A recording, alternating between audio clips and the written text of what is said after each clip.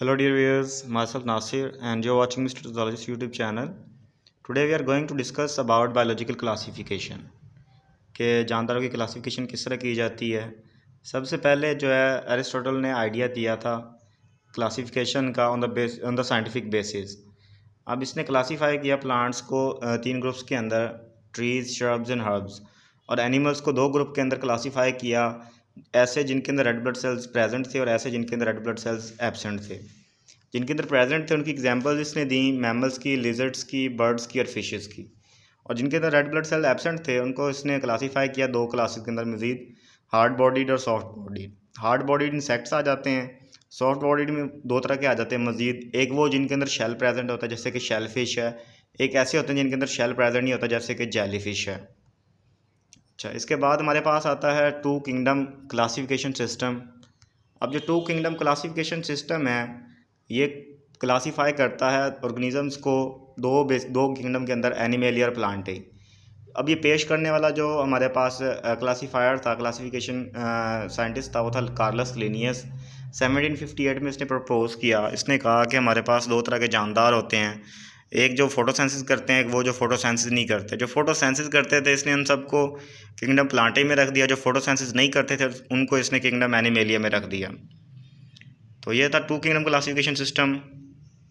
इसके बाद जो नेक्स्ट हमारे पास आता है,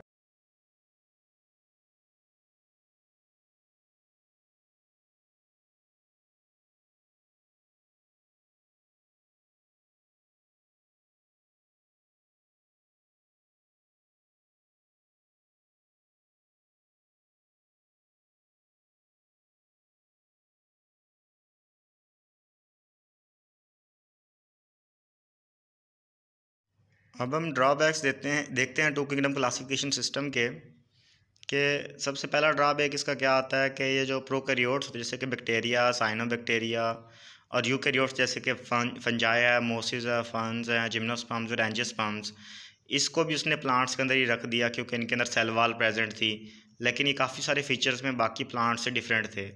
उसके साथ साथ जो यूनिसेलुलर और मल्टीसेलुलर ऑर्गेनिजम्स थे उनको भी इसने सेम ग्रुप में रख दिया, जैसे कि क्लेमाडोमोनास और स्पायरोजेरा है, इसको भी इसने एल्जीज के साथ रख दिया, हालांकि डिफरेंट हमारे पास ग्रुप्स हैं।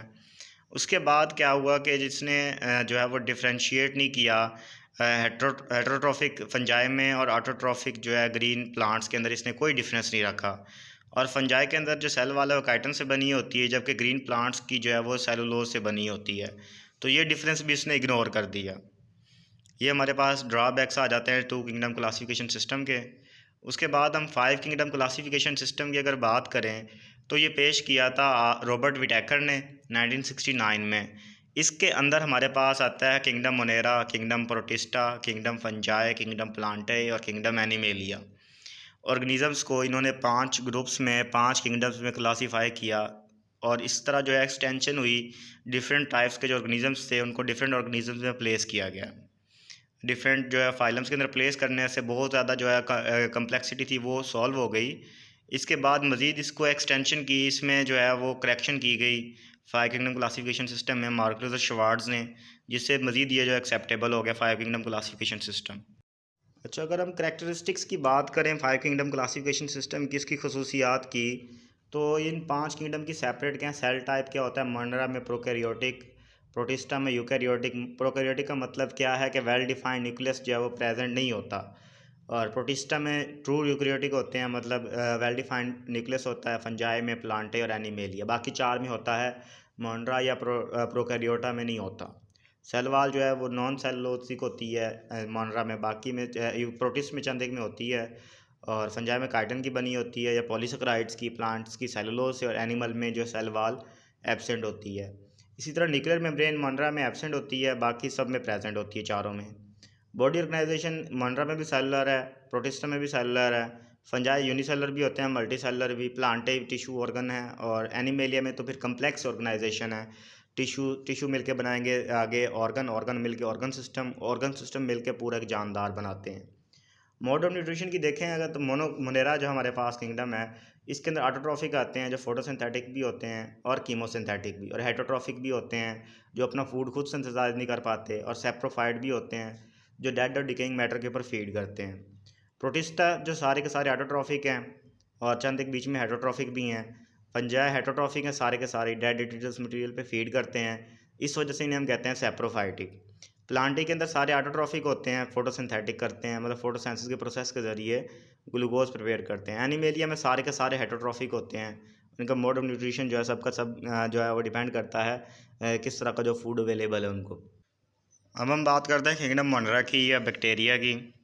अब किंगडम जो मोनरा हमारे पास बैक्टीरिया वाला किंगडम है, इसके अंदर बैक्टीरिया वो आते हैं जो कि ज़्यादा अबंडेंट माइक्रो ऑर्गेनिज़म्स हैं, मतलब सबसे ज़्यादा पाए जाने वाले पूरे अर्थ के ऊपर यही जानदार हैं, क्योंकि इनका साइज़ छोटा होता है।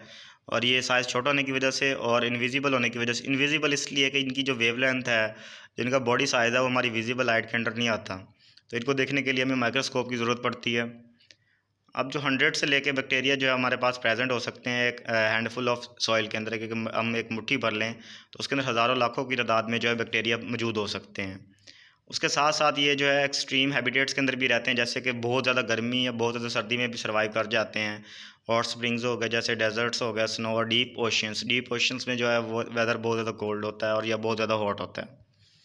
उसके अलावा बहुत सारे जो हमारे पास पैरासाइट्स भी होते हैं जो कि होस्ट के साथ रहते हैं, उनसे फूड लेते हैं, उनको इन रिटर्न जो है वो हार्म करते हैं, नुकसान देते हैं। उसके बाद किंगडम मोनरा के अगर मज़ीद करैक्टरिस्टिक्स को देखें तो इनकी क्लासिफिकेशन की बात करें तो शेप की बेस के ऊपर बैक्टीरिया 4 टाइप्स के होते हैं। कोकस जो है वो स्फेरिकल इन शेप होते हैं, बैसिलस जो है वो रॉड शेप होते हैं, और जो विब्रियम है या विब्रियो है वो कॉमा शेप्ड होते हैं, स्पाइरलम जो है वो स्पाइरल शेप्ड होते हैं।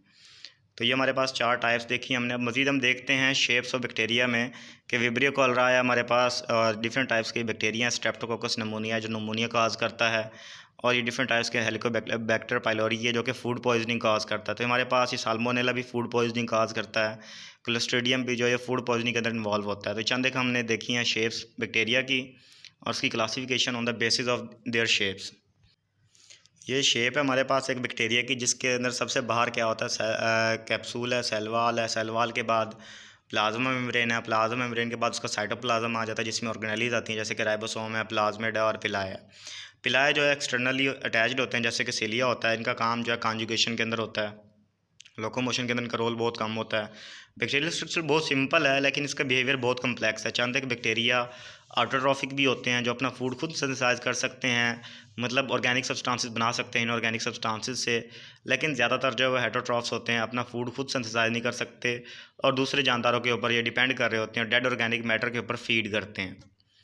अच्छा जी, उसके बाद हम देखते हैं कि हमारे पास किंगडम मोनरा बैक्टीरिया के अंदर क्लासिफिकेशन को अगर हम डिटेल में डिस्कस करें तो बैक्टीरिया को 2 क्लासेस के अंदर क्लासीफाई किया जाता है, आर्चे बैक्टीरिया एंड यू बैक्टीरिया। आर्चे के अंदर हेलोफाइल्स आते हैं, थर्मो एसिडोफाइल्स आते हैं, मेथानोजेंस आते हैं, जबकि यू बैक्टीरिया के अंदर ऑटोट्रॉफ्स और हेटरोट्रॉफ्स। ऑटोट्रॉफ्स 2 तरह के होते हैं जो कि लाइट के ज़रिए फूड बनाते हैं, फोटोसिंथेसिस जो केमिकल्स की मदद से बनाते हैं उसे कहते हैं केमोसिंथेटिक। हेटरोट्रॉफ्स भी 2 तरह के होते हैं, एक होते हैं पैरासाइटिक जो होस्ट से ले रहे होते हैं, जबकि सैप्रोफाइटिक जो डेड मटेरियल से ले रहे होते हैं अपना फूड।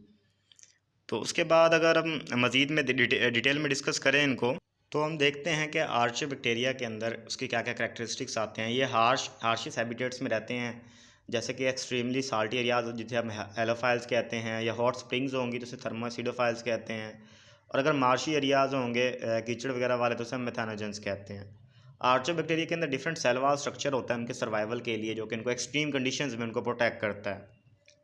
और उसके साथ मेथानोजेंस जो है ये हमारे पास प्रेजेंट होते हैं गट्स ऑफ रमिनेंट एनिमल्स, जैसे कि कॉज, बेफलोज वगैरह हो गया। ये प्रोड्यूस करते हैं मीथेन बायोगैस, जो कि इन जानवरों के जो वेस्टेज से निकलती है, जो कि यूज़ की जाती है एज अ बायोगैस। उसके बाद यू बैक्टीरिया को देखते हैं हम। यू बैक्टीरिया की हमारे पास चंद की शेप्स आप देख रहे हैं जो प्रेजेंट हैं, ये ट्रू बैक्टीरिया होते हैं जिनके अंदर रिजिड सेल वॉल होती है और फ्लैजेलम होता है। फ्लैजेला जो है मूवमेंट लोकोमोशन के लिए यूज़ होता है। ये ऑटोट्रॉफिक्स होते हैं, मतलब फोटोसिंथेटिक भी और केमोसिंथेटिक भी, और चंद एक जो है वो हेटरोट्रॉफ्स भी होते हैं, जैसे हम पीछे डिस्कस करके आए हैं। अगर हम फोटोसिंथेटिक ऑटोट्रॉफ्स की बात करें यू बैक्टीरिया में, तो हमारे पास आता है साइनोबैक्टीरिया, जिसे हम ब्लू ग्रीन एल्गी भी कहते हैं। इसके अंदर क्लोरोफिल ए होता है जैसा कि बाकी प्लांट्स में होता है। साइनोबैक्टीरिया का दूसरा नाम ब्लू ग्रीन एल्गी है, इसके ब्लू ग्रीन कलर की वजह से इसको साइनोबैक्टीरिया कहा जाता है। अब ये यूनिसेलर भी होता है, कॉलोनियल भी होता है और फिलामेंटियस भी होता है। इसकी हैबिटेट क्या है, मैरीन भी है और टेरेस्ट्रियल भी है।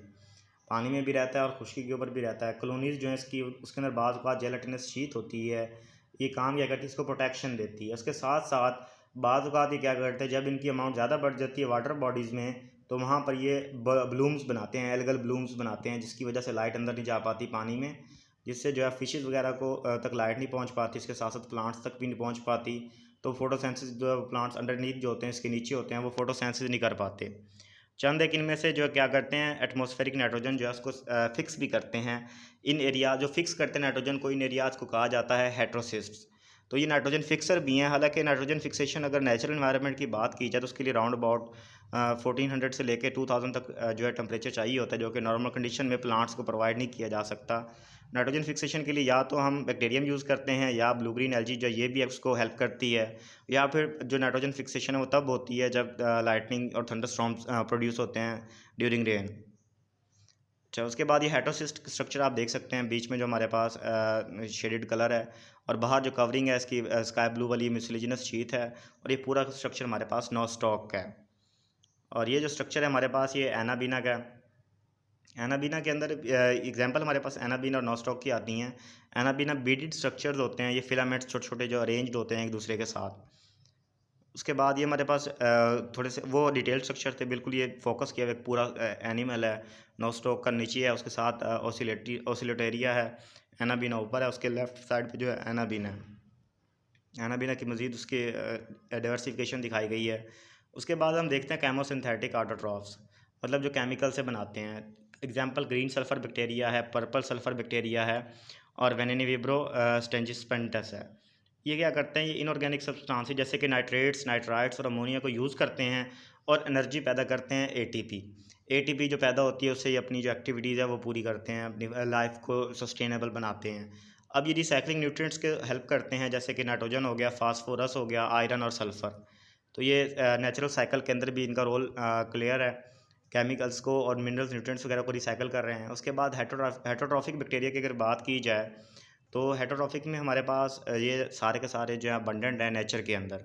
मेजॉरिटी जो है वो बहुत ज़्यादा इंपॉर्टेंट डिकम्पोजर्स के तौर पे एक्ट करते हैं, जो कि ऑर्गेनिक मैटर को डिकम्पोज करते हैं इनऑर्गेनिक की फॉर्म में। अच्छा, ये हमारे पास हेटरोट्रॉफिक बैक्टीरिया आ गया। अब हम बात करते हैं हेटरोट्रॉफिक बैक्टीरिया के अंदर इम्पैक्ट क्या आता है इनका ह्यूमन अफेयर्स के ऊपर। अगर इसके हम इम्पैक्ट्स की बात करें तो सबसे पहले हम देख लेते हैं कि ये क्या होते हैं, यूज़ किए जाते हैं कर्ड बनाने के लिए मिल्क से। कर्ड जो है फिर डिफरेंट प्रोडक्ट्स के अंदर, बेकरी आइटम्स के अंदर यूज़ होती है। उसके साथ साथ एंटीबायोटिक्स भी बनाए जा रहे हैं बैक्टीरिया वगैरह से। फिक्सेशन कर रहे हैं नाइट्रोजन की प्लांट्स के साथ मिलके। और चंद एक जो पैथोजेंस भी होते हैं, पैथोजेंस जो डिजीज़ काजिंग एजेंट्स को कहा जाता है।